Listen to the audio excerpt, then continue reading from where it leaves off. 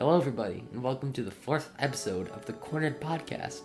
And here today I have with me my good parent dad. Hello. He's my dad. And today we're going to be talking about Mystery Science Theater 2000, 3000, 4,000. 4000. It could be I don't know. You know, there's a funny thing on why they called it that. It's because Joel Hodgson, the creator of the show, he said that he was asked about the name of it, or when they were about to edit it, when they were about to air it for the first time, they didn't have a name for the show, and he just immediately was like, Mystery Science Theater 2000, and then the year was so close to the 2000s that he just decided to bump it up to 3000, but actually it was said in a way later interview that it was more like a invention name, like how Ford 500 or something. It's like, it's the 3000th iteration, even though it isn't. Yeah, basically like a commercial, right? Yeah. Anyways, the show Mystery Science Theater 3000 is made by Joel Hodgson, who was a comedian, and then he decided to make a show when he was available to, because his friend Jim Mallon needed to fill an empty time slot on KTMA, which he was the show producer for, and he wanted to work with Joel Hodgson in the past, so they just created the show together, basically. Joel came with the idea for Mystery Science Theater later and pitched it to him, then they both worked on it together and brought in some people, if I can find the names. And KTMA, that was a Minnesota public access station, right? Yeah. They had TV station. Josh Weinstein and I believe it was Trace Bulow. And Josh Weinstein was a young comedian. I forget exactly who Trace Bulow was, but Josh Weinstein was full on 18, very, very young, and he was working with all of these late 20s at the time people on the show, so it's kind of funky when you think about it. And just a brief overview of what the show is. It stars Joel, who is launched up into space by two evil scientists who force him to watch horrible movies. And the whole show centers around riffing, which is when you watch a movie and it's so bad that you have to talk about it or joke about it or bring up the inaccuracies as the movie's playing. In the show just takes that concept and absolutely runs with it, and it's brilliant. It's beautiful even. But when you're riffing, you have to usually bounce it off other people for it to actually gain any type of comedic effect, because if you're just talking by yourself, it's just like, well, that was stupid. It's just, there's no one else there to be like, oh, you're right. So they didn't have human hosts to be alongside him to riff. They had puppets. So it was Tom Servo, gumball machine head. Yeah. Basically just a big gumball machine. Then Crow, who was like a football, like a mask, a helmet thing. Mask. Oh, it was half a bowling. I read how they made Crow. His mask was made out of black bowling pin to give the effect of backing to the eyes, and the eyes were glow-in-the-dark golf balls. His torso was like a flower planter. And then I forget what the rest was. I did not read that. That's funny. I always thought that it was a hockey helmet mask. No, the backing of his head was a hockey helmet mask. It was. Okay. But yeah. And then there are also other robots like Gypsy and Cambot, but those guys rarely showed up, honestly. Yeah. And I don't know, at least when I first started watching it, on the Cambot, is that the one that's kind of like the girl character? No, that's Gypsy. Gypsy, just, there was no, I don't know, it was kind of a 2D character, not much interest there. Yeah. Really. I read that apparently why they made her a dumb character or dopey character is because she's actually the most intelligent out of all of them, because she manages all the ship's systems, But since all of her brain is rerouted to those parts, it's all just Used dumb up. brain. Yeah. And apparently, in one episode, each episode has about 3 host segments or 5 host segments to break up the movie so that you're not dying watching a bad movie, even though it's being ripped on. And in one of the host segments, Gypsy gets rid of all other power systems for a brief moment, and she talks like a normal person. I gotta watch that one. I don't think Yeah. I've seen it. I really need to figure out what one that is. But anyways, the Mystery Science Theater kind of started out rough at KTMA. It's called Season 0. Nothing was down yet. Crow was mostly normal, and Tom Servo was actually called Beeper. He was like a weird metallic, weird prototype version of him, and he couldn't talk normally. He could only beep. But everyone on the crew really hated the idea of a character that couldn't riff correctly, so they eventually changed it. And I believe Josh Weinstein, who was at the time the name for Beeper, named him. They named that it wasn't him. Joel named him Servo after a vending machine they saw in the mall called like Servotron. Yeah. And then eventually Josh Weinstein gave him the added nickname Tom Servo. And he's the one who gave him the like deep showman voice. Oh. Or at least the prototype for him. And then the other actor who would later play Dr. Forrester, who was one of the scientists that sent him up on the rocket, played Crow, actually. And I believe he continued to play Crow for the rest of, or most of the series. Really? Yeah. Through all the hosts, all the different hosts? Not all of them, because he left later. Okay. And Josh Weinstein actually, yeah, I said that. Josh Weinstein played Tom Servo, but he also played the other scientist that sent him into space, and he is rarely talked about. His name is Dr. Erhardt. Like Erhardt? I don't know how to spell it. It's Erhardt. I think he came up with the name because that's like, yeah. Anyways, the show had a rough start, but gained some fans during the KTMA run, and then they moved on to they ran for about 21 episodes, and then they moved on to and got a deal for I believe 13 episode deal with the Comedy Channel, which would later merge with another comedy focused channel called Ha. It's HA exclamation point. And they would merge with them to create the Comedy Central channel, which Mystery Science Theater would later also deal with. But basically, the series went on. The Mads, who are the names of the scientists, would change every now and then between the seasons. Mm-hmm. Like in season 1, or not season... Actually, yeah, I think it was season 1. Dr. Erhardt left because Josh Weinstein started to have creative differences with the rest of the crew and writing staff. Oh. Because KTMA was mostly improv. Yeah. And Josh Weinstein really liked that because I guess it tied back to his comedic thing. Right. Even though most of the staff was actually comedians. But... Well, didn't Joel Hodgson, the main creator, he actually was offered, if I'm remembering right, he was offered a part in a movie with Michael J. Fox at some point, or even something to do with Saturday Night Live, and he turned it down. He was in a movie with Jerry Seinfeld, and he was gonna appear in a movie, but he turned it down because he doesn't like being in things for too long. Yeah. Like, he was a comedian, but he didn't like the limelight after too long and didn't want to be like the star, so he dropped that and eventually created MST3K. But well, what's kind of interesting about that is that, okay, so the main character, the guy who's shot up into space and has to watch the bad movies, yeah, the first one was Joel, right? Yeah. And he lasted like 2 years. 6 seasons, I believe. 6 seasons? And then halfway through the 6th season, they swapped him. Then it goes to Mike Nelson.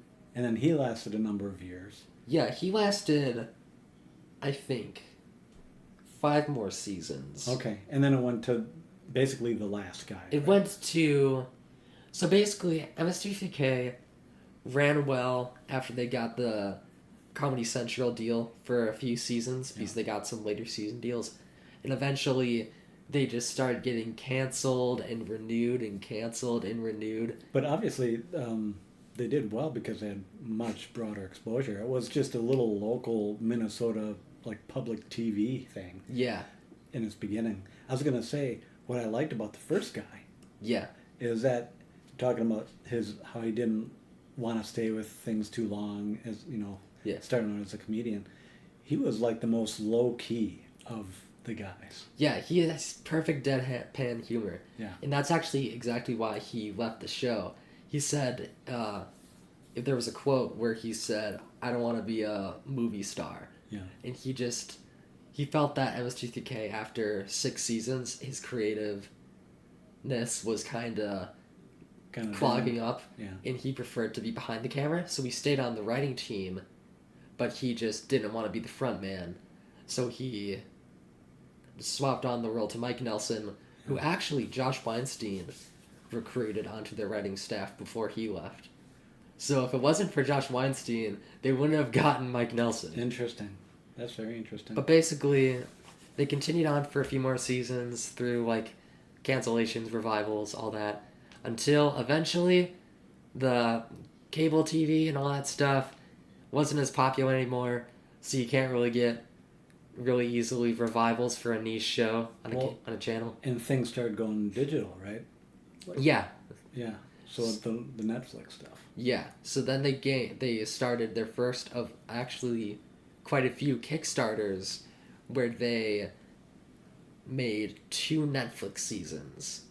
And those starred a new character, Jonah, because of course his name has to start with J-O.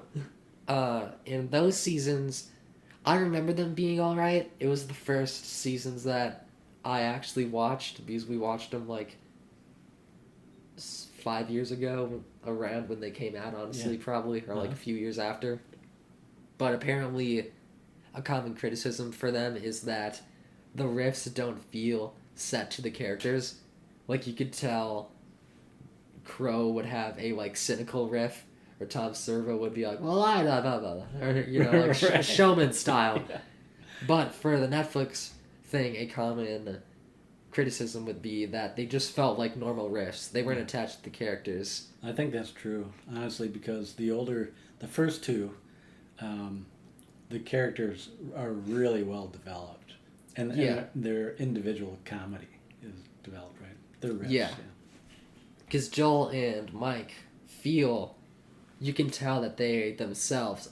I'm actually not sure if Jonah was on the writing team for Netflix, which may be a huge part of it, because Mike and Joel were both on the writing teams for the early seasons, which I think helped them be their own characters, because they may have been writing their own lines. Exactly, yeah. But yeah, so basically, Netflix seasons, people didn't like it, so then it stopped. And then, like 3 years later, they opened up another Kickstarter for the Gizmoplex, Which is awesome. which would be another season of it turned out to be 12 episodes, I think, and they would open up a streaming service where they would put all of their shows on. Yeah. And a lot of shows aren't on the app because of, like, licensing deals, or, like, in the case of Sandy Frank, who made a ton of the Japanese films you'd see on the show. He just didn't like the criticisms. He was like, pull those off air. I believe it was Sandy Frank. I knew that he got mad. I'm not sure if he pulled them off. But that's actually why KTMA episodes are hard to find and aren't on the app officially. Really? Because when they ran on KTMA, they didn't get the rights for the movies. They were just making fun of movies. So can you only get them bootleg? Or how do you... No, you can find most of them archived. There was 21 episodes, and I'm not sure how many are archived. Okay. But they're out there somewhere. Because it was 19... They started in 1988. I believe that's right, 1988. I have it written down. And that's when I started watching. I wasn't like... They called them I know this in retrospect. They called them Misties Yeah. or something like, yeah, is it Misties? Yes. And I was living at home. I had just graduated high school, and I just accidentally happened upon it, and I was like, "This is hilarious." It was awesome. Yeah. It was almost like somebody in their basement doing this Yeah. thing. And And the sets were all like cardboard, and yeah, like super messy funny. stuff. But it was like, it wasn't campy. It was in a way that it felt really personal and Well, good. it wasn't your typical produced Yeah. sitcom type humor, right? It was really unique. But that's when I first started watching it, and those early ones, I guess maybe that's why I have more of an affinity for them. It's just nostalgia, but the humor, just the like the dollar budget feel of it, Yeah. you know, just is really kind of cool, I think. Yeah. But the later ones too, even when they got more money, you know, like Yeah. actual budgets, and they're being on, you know, nationwide cable and stuff like that, or there's some fantastic comedy in there, and not just in the riffing, but in those scenes in between the breaks. Yeah, the host segments. Yeah. There's some really quality comedy in those Yeah, segments. they're really, some of them are really nicely written. Yeah. And yeah, basically, Gizmoplex is an amazing place to watch all of the newer ones. Yeah. But the season that they came up with, it was the same Mads as the Netflix seasons, which were 2 new characters, one of which was like a distant cousin or like descendant of TV's Frank, which is kind of funny, who was one of the Mads after Josh Weinstein left. Because when Josh Weinstein left, they were down a Mad, so they had to get a new guy. Mm-hmm. But basically, the Gizmoplex season has the same reception practically as the Netflix ones. They tried something new with there being 3 hosts this time, being Joel, Jonah, and like a girl, I forget the name of her. But people thought that it was just not as good, really, even as the Netflix seasons. Yeah. They did try a new thing, which I do like, which is that they tackled some newer movies. Like they did movies from the early 2000s or late 90s, which is pretty unique. Mm-hmm.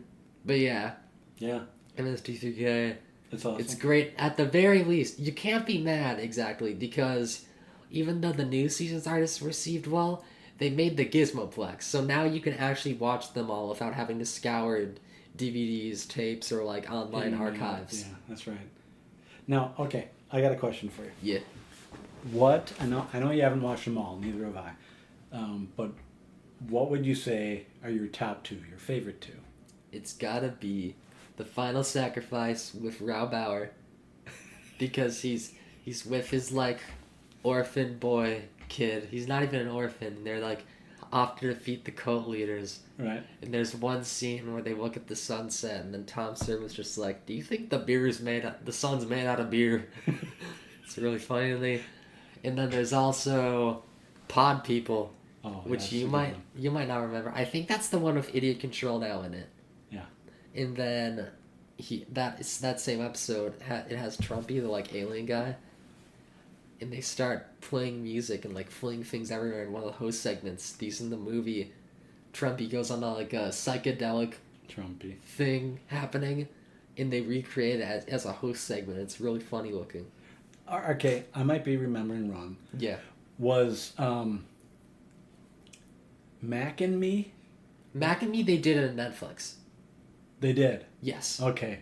Was that the first time we ever saw Mac and Me? Yes. On, that's epic. I mean, yeah. I mean, that's hilarious. That's got to be top 5 for me, probably. But I would say, and you're going to probably agree, Yeah. Side Hackers. Side Hackers. that one was amazing. Right? This guy, he was side hacking with a buddy of his, and like the guy gets, I'm not remembering correctly, but I think he dies. You're in like one guy. It's like it's a motorcycle. But there's like a sidecar. Yeah, there's a sidecar. In the side, side hacking is all about drifting, But how you drift in a side hacking thing is that the guy in the sidecar has to lean so that you can drift correctly. Like ridiculously. Yeah. And it's all about racing, right? It's this whole culture and yeah. everything about racing. I mean, it's like to the nth degree where everybody's like, yeah, you suck. Everyone hates each other. Yeah. And eventually, as the movie progresses, he like pisses off this guy because he's after his girl or something like that, and he's like, "I'm gonna kill you." And they eventually get to like this Dust Bowl town after they've both gathered ragtag teams. Yeah. And they both fight to the death with guns. And if I remember they're correctly, like brutal like fight scenes. Yeah, if I remember correctly, the movie ends with him just shooting the guy. Yeah, it's just bizarre. Absolutely bizarre. That's all right. What's your other favorite? All right. Because I said two, you say two. Okay. So what's the second? So, side actors, Mac and me might be up there. Okay, I'm just gonna stream of consciousness and remember some. I don't remember their names. Yeah. But one of them, the most bizarre, was this Mexican movie where they're in Mexico and it's Christmas time and Satan was coming up trying to tempt. What was it? An orphan? It was a little girl. It was like Lupita, and it was like. And Satan would just kind of pop out of nowhere. I mean, and just like painted all red, head to toe. Yeah. The most cartoonish. Steal that toy. And then Santa. It was Santa. Yeah. Santa was watching from his little observatory in the North Pole with like Lupita's brother or like a random boy. And they're like, oh no, the devil is trying to take Lupita. We gotta go and stop him. And it was just insane. It was goofy. All right. And then there was another one. Santa versus the Martians? The Martians. Santa Claus conquers the Martians. I found that DVD in Goodwill, if you remember. Yes. Is that the same one where the tax man? No, that is the Netflix one, which I remember being the best one. Where Santa Claus loses his home or his North Pole castle to a taxpayer, toy shop, to the tax man. And he gets like the help of a lawyer, and it's like a Scrooge tale. They try and warm his heart. Yeah. And it's really funny. It's funny. It's terrible, right? Yeah. Wonderfully terrible. I think that was a Netflix one. I remember that one kind of. Okay. And then there's one other that I'm thinking, and I only have the vaguest memory of it, but I remember it was awesome. Yeah. Somehow, this little group of people go out into the desert and find this house, and then the aliens come and are attacking them in this house. Yeah. What was that one again? It was a Netflix one. Okay. I think you remember most of the Netflix ones because they kind of did the more recent ones, kind of, I think. That one was pretty good, too. But that one was insane. They were all being attacked by just random aliens. And then at the end of the movie, they all step outside the house. And, like, the yellow brick road in the Emerald City from Wizard of Oz is there. And they're, like... And, like, the mother and son who, like, disappeared a half an hour ago are like, come, our family, heaven awaits, or something like that. Yeah. But, yeah. So, anyway, that's a hodgepodge of ones that I've really enjoyed, but, yeah. There's a lot. Anyway, we could talk about this for hours, but I won't, because I don't have the time. So, for today's closing remark... If you find any inaccuracies with what we have said in this podcast, repeat to yourself, it's just a podcast. I should really just relax. Bye-bye.